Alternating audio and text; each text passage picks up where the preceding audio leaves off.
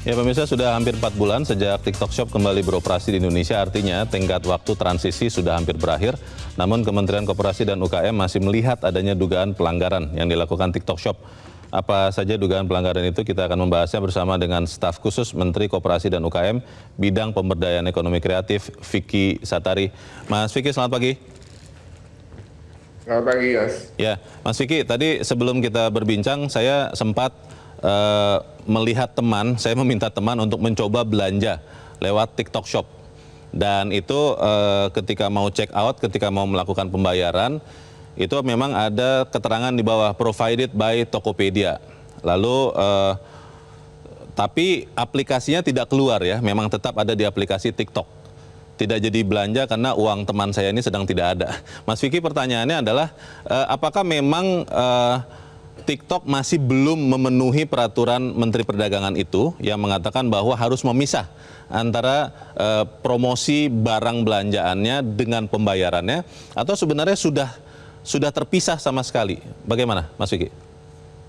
Ya, di ketentuan pasal 13 ayat 3 yang huruf A dan huruf B Permendag 31/2023 ini tercatat disebutkan ya bahwa melarang tidak boleh ada interkoneksi data antara platform PMSE dalam hal ini e-commerce dengan yang di luar PMSE, dan melarang adanya penguasaan dan penyalahgunaan data oleh PMSE dan perusahaan yang terafiliasi. Artinya TikTok sebagai media sosial ini tidak boleh terafiliasi secara langsung, baik data ya dalam hal ini interkoneksi data dengan Tokopedia yang adalah perusahaan afiliasinya, yang e-commerce-nya begitu. Karena sudah dicatatkan sebetulnya di Permendag 31/2023 ini bahwa tidak boleh ada praktik transaksi pada media sosial, Mas. Ya.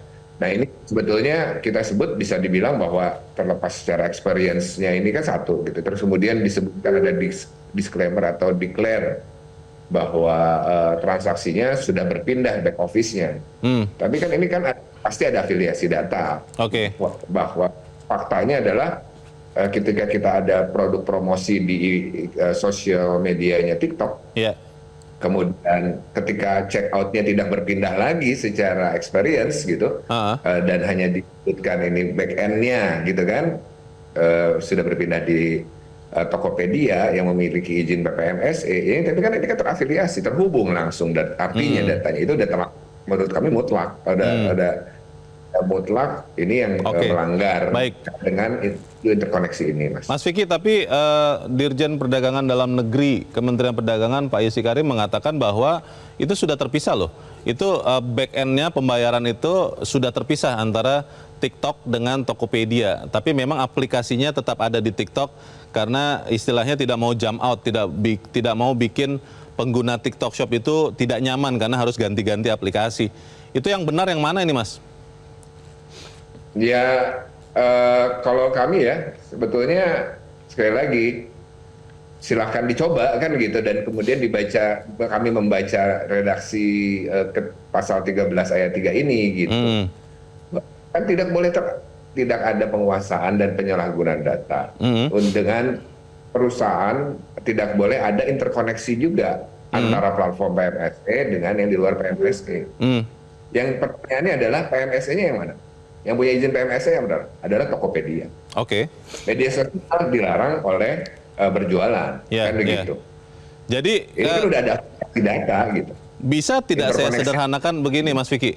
Kalau nanti misalnya pengguna TikTok Shop belanja, saya misalnya pakai TikTok Shop, lalu ketika saya mau bayar pembelanjaan itu, tiba-tiba aplikasi saya keluar dari TikTok dan masuk ke aplikasi Tokopedia, itu artinya sudah terjadi pemenuhan peraturan Menteri Perdagangan itu. Bisa seperti itu tidak sederhananya?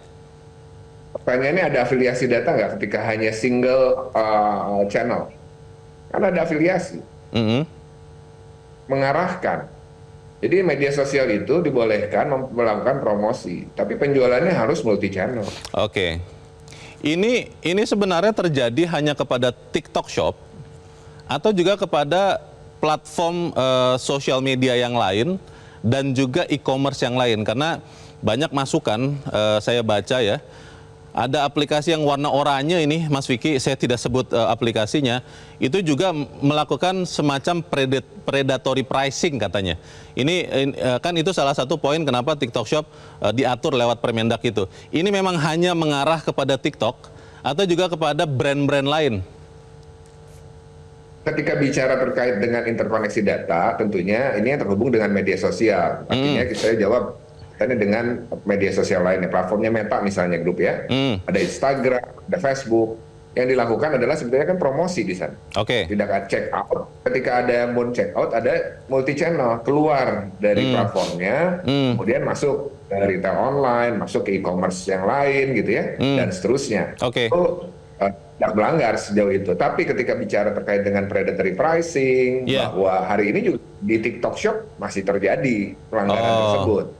Yang kita sebut manipulasi harga atau predatory pricing. Jadi yang diprioritaskan memisahkannya saja dulu ya Mas ya? Kalau predatory pricingnya dibiarkan saja dulu terjadi, baik itu di TikTok ataupun aplikasi lain?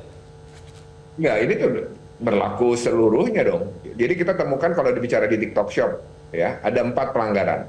Oke. Yang pertama tadi ada predatory pricing. Ya. Yang kedua fasilitasi transaksi di media sosial, ya penggabungan media sosial dan e-commerce. Itu juga jelas pasal 21 ayat 3 berbunyi dengan model bisnis e-commerce dilarang. Oke. Yang keempat adalah mempromosikan impor pakaian bekas ilegal. Ini bukan menjadi TikTok Shop, di platform e-commerce yang lain berlaku, semua berlaku. Jadi memang bukan hanya untuk satu TikTok sendiri saja ya, tapi juga untuk yang melanggar peraturan Mendak ya tadi. Pertanyaan terakhir saya, Mas Vicky, nanti katanya ada pertemuan dengan DPR, ada Komisi 6. Itu kapan rencananya, Mas?